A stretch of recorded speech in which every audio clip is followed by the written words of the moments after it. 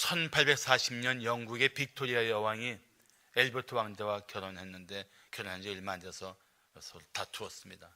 심하게 다투었습니다. 그래서 엘버트 왕자는 방에서 슬쩍 빠져나와 다른 방에 숨었습니다.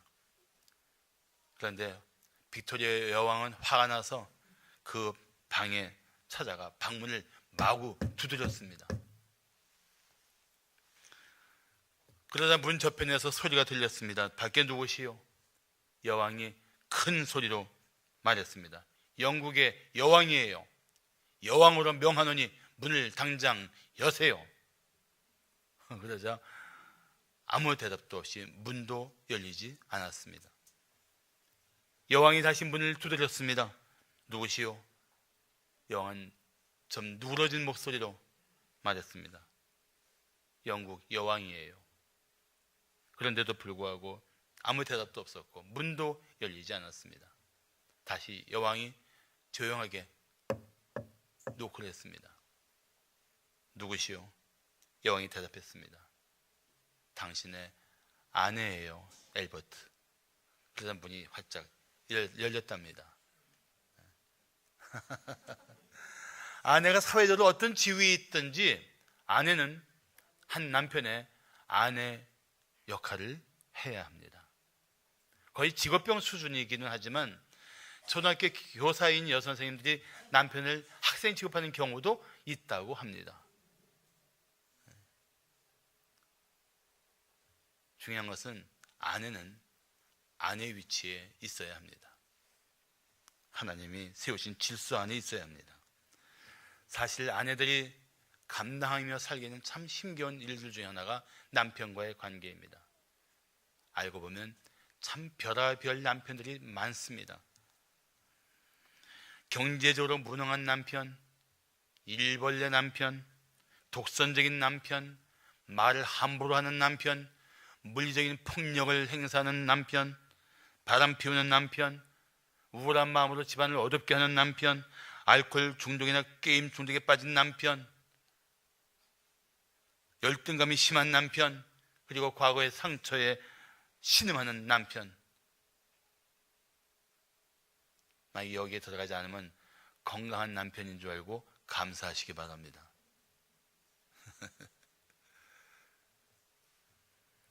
하나님은 이런 남편을 도와서 건강한 삶을 살고 마침내 하나님의 뜻을 따라 살도록 남편들에게 아내를 허락하셨습니다.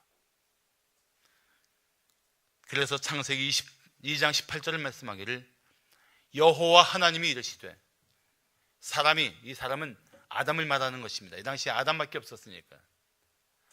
아담이 혼자 사는 것이 좋지 아니하니 내가 그를 위하여 돕는 배필을 지으리라. 하나님이 아내를 기획하실 때 그 존재는 돕는 배필이었습니다. 영어로 헬퍼예요. 헬퍼. 돕는 존재라는 것은 아내의 열등한 존재를 말하는 것이 절대 아닙니다. 예를 들어서 시편 54편 4절을 보시면 하나님은 나를 돕는 이시며 주께서는 내 생명을 붙들어 주시는 이라고 말씀하고 있습니다. 돕는 것은 열등한 사람이 하는 것이 아닙니다. 더 힘이 있어서 돌아보고 사랑을 베푸는 자가 돕는 자입니다. 살다 보면 아내가 남편보다 더 강할 때가 제법 많습니다. 남편이 아무리 강한 척해도 허세일 때가 많습니다. 어떤 남편은 자기 아내에게 이렇게 소리칩니다. 뭘 안다고 그래? 잠잠히 있어. 이런 발언은 자신이 아내에게 받을 도움을 뿌리치는 어리석은 말입니다. 남편은 아내의 도움을 받아야 합니다. 그것도 평생 받아야 합니다. 더욱이 기도하는 아내라면, 성령의 인도를 받는 아내라면, 하나님 말씀에 붙들린 아내라면 그 아내는 남편에게 매우 큰 힘이 될 것입니다. 그런 아내를 소중히 여길 줄 아는 남편이 되어야 합니다. 그리고 하나님은 아내들에게 이런 명령을 하십니다. 아내들이여 자기 남편에게 복종하기를 주께 하듯 하라. 이 복종은 굴욕적인 자세를 요구하는 것이 절대 아닙니다. 맹목적인 추종을 하라는 뜻도 아닙니다. 기꺼이 자신을 낮추고 남편의 권위를 받아들이며 순종하는 자세를 말씀하는 것입니다. 자, 그러면 아내는 남편에게 어떤 자세로 순종해야 할까요? 아내는 남편에게 어떤 자세로 순종해야 할까요? 첫째, 행실을 바르게 하여 순종해야 합니다. 아내가 모처럼 새 옷을 사서 입어보는데 남편이 비웃으며 맞았습니다. 그걸 예쁘다고 골랐어? 당신은 참 물건 고르는 눈이 없어. 난 물건 고르는 눈은 있는데. 그러자 아내가 맞았습니다. 맞는 말이에요. 난 당신을 골랐지만 당신은 나를 골랐잖아요. 아직도 이해가 안 되시는 분은 오늘 집에 와서 곰곰이 묵상하시기 바랍니다. 말로 아내를 이긴다는 것은 거의 기적에 가깝습니다. 그러나 말로 남편을 이기면 손실이 훨씬 더 많습니다. 아내의 잔소리를 듣고 변할 남편은 거의 없습니다. 아내들이 분명히 알아야 할 사실이 있습니다. 아내의 잔소리로 그 남편을 변화시킬 수는 없지만 아내의 언행은 남편에게 반드시 영향을 줍니다. 바른 언행은 좋은 영향을 주지만 바르지 못한 언행은 남편에게 나쁜 영향을 줄 것입니다. 베갯머리 송사라는 말이 있습니다. 잠자리에서 아내가 남편에게 여러 가지 말로 남편을 조종하려는 것을 말하는 것입니다. 아내는 남편을 조종하려고 하지 말아야 합니다. 도우려고 해야 합니다. 오늘 본문 1절을 말씀하기를 아내들아 이와 같이 자기 남편에게 순종하라. 이는 혹 말씀을 순종하지 않는 자라도 말로 말미암지 않고 그 아내의 행실로 말미암아 구원을 받게 하려 함이라. 자, 여기에서 믿지 않는 남편이라도 아내는 말이 아닌 행실로 그 남편의 구원을 위해 힘쓰라는 뜻을 성경은 말씀합니다. 그렇습니다.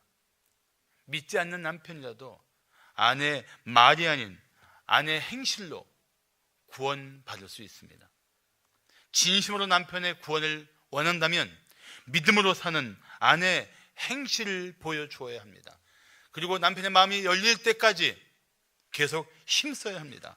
여기서 행실은 단 한 번이나 몇 번의 행위를 말하는 것이 아닙니다. 지속적인 행위나 지속적인 행실을 말씀하고 있는 것입니다. 다시 말하면 아내로서 남편을 구원하기 위한 목적을 가지고 아내로서 한결같은 마음을 가지고 남편에게 바른 행실을 보여야 하는 것입니다.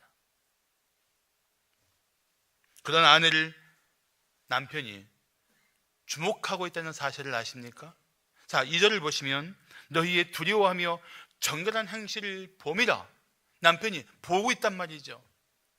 한번 슬쩍 보는 것이 아니라 주목해서 지켜보고 있다는 것입니다. 사실 부부의 삶은 서로 모든 것이 노출된 상태입니다. 밖에서 아무리 그럴듯하게 보여도 가정에서는 그 진면목이 다 드러나게 됩니다. 숨길 수 없습니다.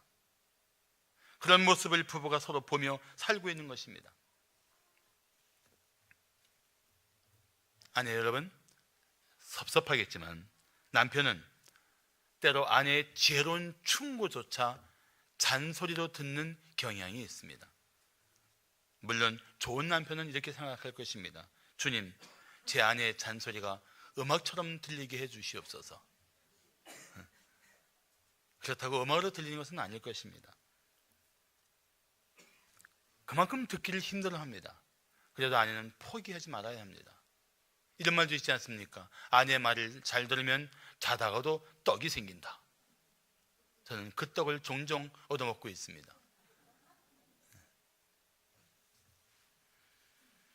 요는 전달의 방법이에요. 전달의 방법. 순종하는 아내가 남편의 권위나 자존심을 지켜주면서 접근하면 남편들은 결국 듣게 됩니다. 그때 아내가 말하는 대로 하라고 강요하지 말아야 합니다. 남편이 가장이며 영적인 제사장으로서 스스로 판단하고 결정하도록 돕는 역할이, 거기까지가 아내의 역할입니다. 남편을 주장하고 내 마음대로 조정하려고 하지 말고 남편이 잘 결정하고 판단하도록 돕는 것, 그것이 아내의 역할입니다. 그렇게 행실로 남편의 마음을 감동시키며 남편에게 접근하면 남편은 그 말을 듣습니다. 아내의 사랑과 지혜가 담긴 말을 들을 것입니다. 그러므로 아내는 어떤 순간에도 남편을 신뢰하고 존중해야 합니다. 그리고 기억하십시오. 아내의 바른 행실이 남편에게 선한 영향력을 준다는 사실을 말입니다. 자, 아내는 남편에게 어떤 자세로 순종해야 할까요? 둘째, 마음을 단장하며 순종해야 합니다. 마음을 단장하면서 순종해야 합니다. 남편과 국회의원의 공통점이라는 유머가 있습니다. 내 손으로 골랐는데도 참 싫다. 뒤통수를 친다. 안에서는 싸우고 밖에서는 친한 척한다. 약속을 지키지 않는다. 아직도 내가 사랑하는 줄 안다. 내 말은 죽어라 안 듣고 자기의 마음대로 하다가 실패한다. 헤어지려면 그 절차가 복잡하다. 그냥 웃자는 얘기입니다. 사실 알고 보면 너 나 없이 다 완전한 존재는 없습니다. 특히 성도는 지금도 하나님이 빚어 가시고 있는 상태입니다. 그런데 세상 사람과 달리 성도에게는 이 성숙한 삶의 방향이 있습니다. 목적이 있어요. 세상 사람이 성장하고 성숙하는 것은 그냥 인간적인 성숙이 될 수 있지만 그리스도인의 성숙은 분명한 방향이 있습니다. 예수 그리스도를 닮아가는 것. 거기에 우리 영적 성숙의 방향이 있고 목적이 있습니다. 그래서 에베소서 4장 15절을 말씀하기를 오직 사랑 안에서 참된 것을 하여 범사에 그에게까지 자랄지라. 그는 머리니 그리스도라고 말씀하고 있는 것입니다. 그리스도인들은 그리스도를 닮아가는 것입니다. 그것이 영적인 성숙함입니다.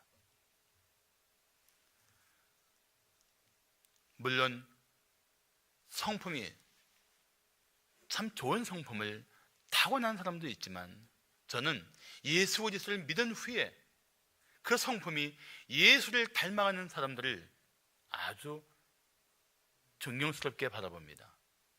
야, 저분이 정말 살아계신 예수를 믿고 변화되어서 예수를 닮아가고 있구나.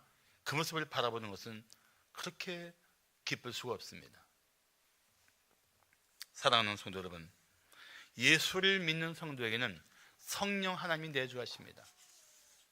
내주한다는 말은 성도의 마음 안에 계시다는 것입니다. 그리고 그 성도의 마음이 성령으로 충만하면 예수의 성품을 담게 됩니다. 그것을 갈라디아서 5장 22절과 23절은 성령의 9가지 열매로 말씀하고 있습니다. 사랑과 희락과 화평과 오래 참음과 자비와 양성과 충성과 온유와 절제니 이 같은 것을 금지할 법이 없다고 말씀하십니다. 이 9가지가 예수를 닮아가는 성도들의 새로운 성품인 것입니다. 성품 운동을 많이 하지만 사실 성령의 열매를 맺으며 우리는 그런 성품을 갖추어야 합니다. 오늘 보면 3절과 4절을 말씀하기를 아내들에게 이렇게 말씀합니다. 너희 단장은 머리를 꾸미고 금을 차고 아름다운 옷을 입는 외모로 하지 말고 오직 마음에 숨은 사람을 온유하고 안정한 심령에 썩지 아니할 것으로 하라. 이는 하나님 앞에 값진 것이니라. 하나님은 아내들이 단장하는 것을 못마땅하게 여기신 것이 절대 아닙니다. 아내는 자신을 잘 가꾸어야 합니다. 자신을 잘 가꾸지 않으면 남편의 관심을 잃을 수 있습니다. 남편들이 밖에 나가서 활동하다 보면 아름답고 몸매를 잘 관리한 사람들을 보는데 집에 와서 자신을 가꾸지 않은 여성스럽지 않은 아내를 보는 것이 얼마나 힘들겠습니까? 일단 남편들이 좀 아멘 해야 이게 뭐가 좀 맞는데.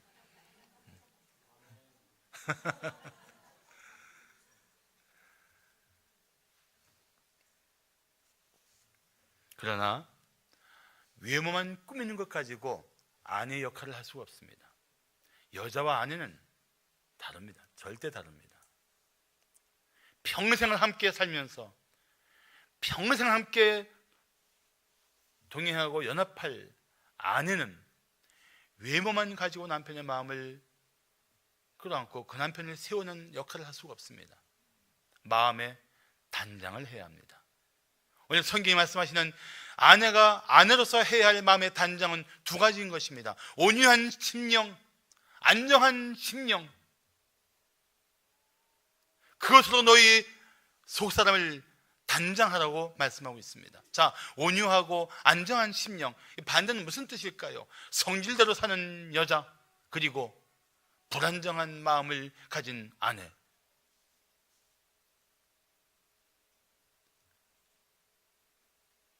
대조적이지 않습니까? 남편은 성질대로 말하고 행동하는 아내를 못 견뎌야 합니다. 그리고 불안정한 아내는 수시로 변하는데 어떻게 그 아내의 마음을 맞출 수 있겠습니까? 오죽하면 잠언 21장 19절을 말씀하기를 다투는 여인과 함께 큰 집에 사는 것보다 움막에서 사는 것이 낫다고 말씀하겠습니까? 그러나 성령과 말씀으로 자신의 속사람을 잘 다듬어가는 아내는 남편에게 평화로운 삶을 제공할 것입니다. 그런 아내 남편은 집에서 진정한 안식을 누릴 것입니다. 그리고 그런 아내 남편은 가정에서 삶의 충전을 날마다 경험할 것입니다. 잠언 12장 4절은 말씀하기를 어진 여인은 그 지아 위에 면류관이나 욕을 끼치는 여인은 그 지아 위의 뼈가 썩음 같게 한다고 말씀합니다. 저는 묻습니다. 아내들만 마음으로 대답하세요. 당신은 어진 아내입니까? 남편에게 욕을 끼치는 아내입니까?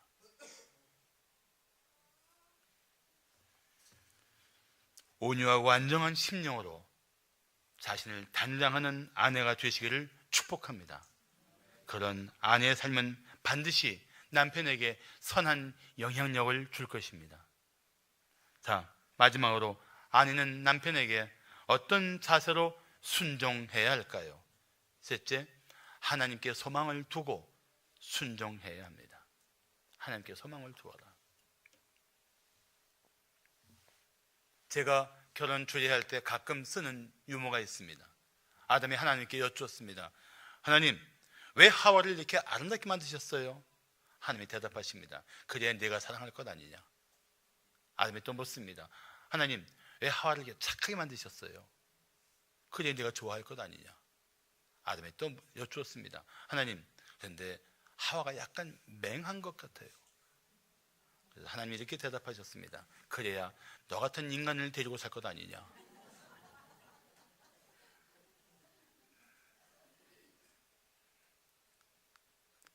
부부가 만나서 사는 것은 어쩌면 참 신비로운 일이라고 합니다.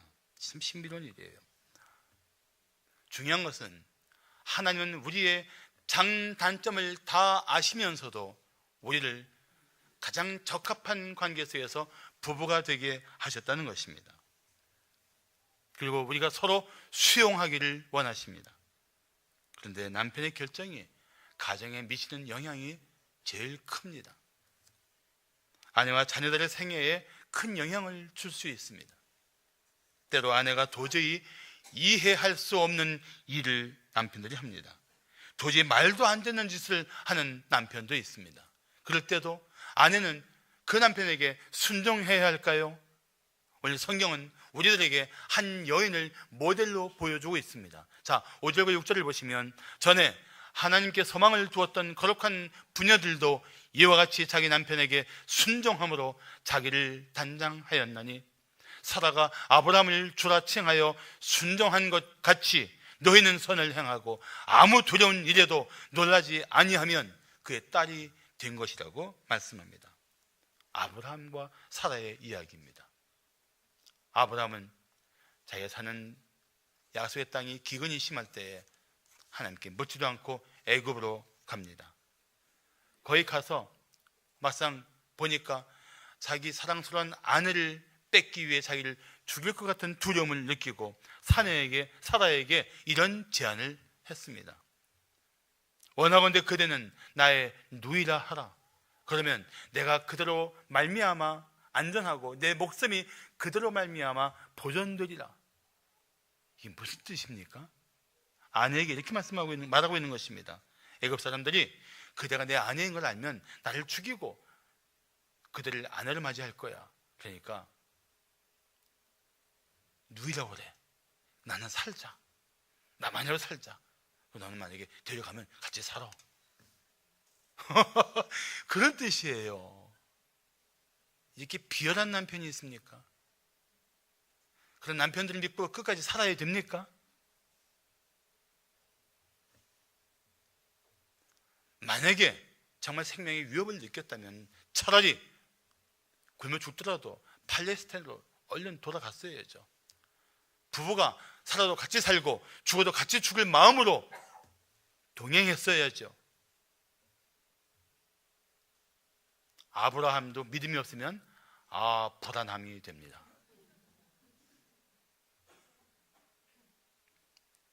참 그런 아내를 데리고 그런 남편과 살아야 할 아내의 마음이 어떻겠습니까? 그런데 사라는 남편을 살리기 위해 묵묵히 그 제안을 받아들입니다. 그리고 바로의 궁에 끌려갔습니다. 그런데 창세기 12장 17절을 보시면 여호와께서 아브라함의 아내 사라의 일로 바로와 그 집에 큰 재앙을 내리셨다고 합니다. 하나님이 개입하신 것입니다. 그리고 바로가 두려워하며 아브라함에게 왜 내 아내라고 말하지 않았느냐고 책망하고 다시 사례를 아브라함의 품에 돌려보냅니다. 뒤늦게 베드로전서 3장 5절은 그 비밀을 말씀해주고 있습니다. 사라가 하나님께 소망을 두고 살았다는 것입니다. 남편이 비록 부족하고 어리석은 판단을 할지라도 나의 하나님이 나를 도우실 것이며 나의 하나님이 내 남편에게 반드시 은혜를 베푸실 것이다. 이 소망을 가지고 그런 비열한 남편에게도, 그런 문제 있는 남편에게도 아내 된 도리를 다할 수 있도록 도우셨다는 것입니다.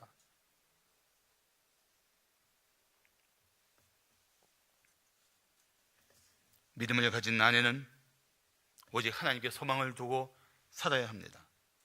하나님을 향한 믿음을 가지고 남편의 연약함과 부끄러운 삶의 자리에서도 아내된 자리를 지키며 순종해야 합니다. 내가 남편에게 순종하면 하나님이 반드시 도우실 것이다. 이 믿음을 가지고 이겨내야 합니다.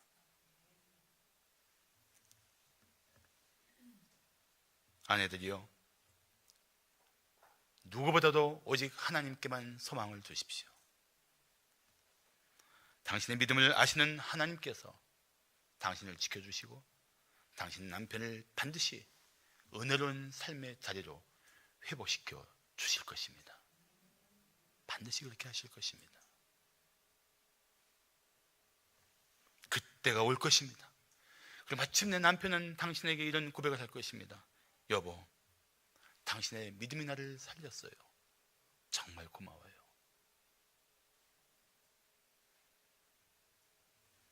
그러므로 잠언 31장 30절을 말씀하기를 고운 것도 거짓되고 아름다운 것도 헛되나 오직 여호와를 경외하는 여자는 칭찬을 받을 것이라. 아멘. 하나님을 경외하는 성도가 남편을 잘 섬기게 됩니다. 그리고 자기 남편을 존귀하게 세워줄 것입니다. 아내들이요, 남편이 비록 부족하고 문제가 있고 아내의 마음을 힘겹고 고통스럽게 하는 일이 있을지라도 남편에게 아내로서 선을 행하십시오. 어떤 두려운 일이 있어도 놀라지 말고 하나님을 의지하십시오. 하나님께 소망을 둔 아내의 순종을 통해서 하나님은 그 부부를, 그 가정을 은혜 가운데 일으켜 주실 것입니다.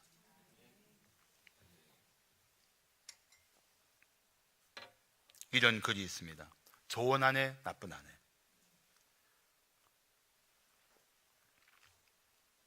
좋은 아내는 조그만 선물을 받고도 기뻐한다. 나쁜 아내는 뭘 사줘도 잘못 샀다고 구박한다. 좋은 아내는 남편의 실수를 들추어내지 않는다. 나쁜 아내는 남편의 실수를 못 참는다. 좋은 아내는 남편이 실직해도 격려하고 다시 직장을 찾을 때까지 기다린다. 나쁜 아내는 좋은 직장 다니는 남편도 힘겹게 해서 멀쩡한 직장을 잃게 한다. 좋은 아내는 친구들이 자기 남편을 흉볼 때 절대 끼지 않는다. 나쁜 아내는 자기 남편을 먼저 도마 위에 올려놓고 난도질한다.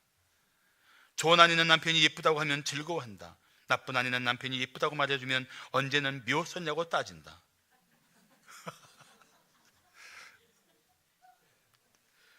좋은 아내에게는 남편이 화를 낼 수가 없다.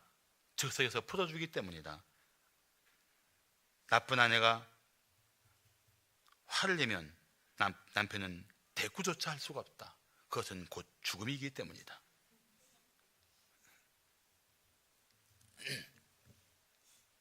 한번 생각해 보세요. 난 나쁜 아내인가 좋은 아내인가? 하나님이 명령하신 뜻에 따라서 나는 모든 부부들에게 명령합니다. 남편들은 아내를 위해 생명 걸고 사랑하십시오. 아내는 자신의 마음과 뜻을 다해 남편에게 순종하십시오.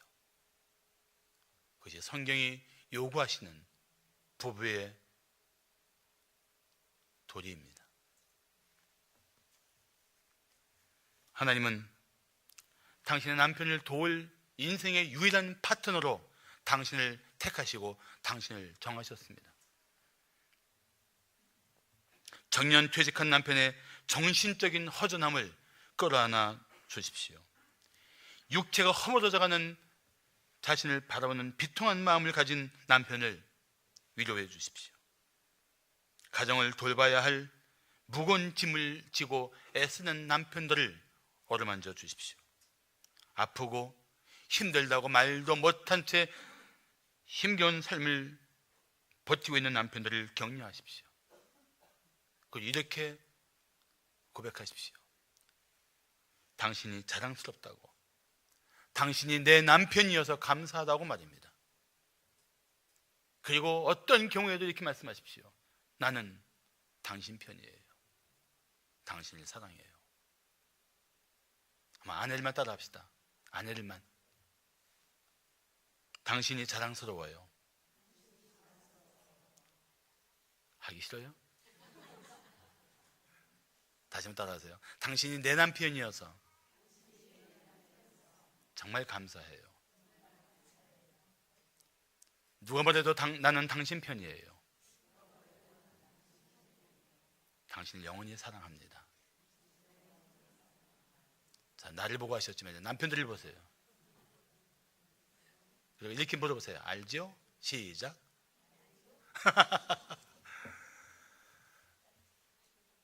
저는 정말 가장 중요한 우리들의 삶의 자리를 가정이라고 생각합니다. 가정. 이 가정을 깨뜨리기 위한 사탄의 교활한 활동은 어떻게든지 부부를 깨뜨리고 남편과 아내를 유혹해서 그 관계를 무너뜨리고, 그래서 부모 없는 가정에서 불우한 자녀들이 미움과 분노를 품고 자라게 하려고 애를 쓰고 있습니다. 이겨내야 돼요.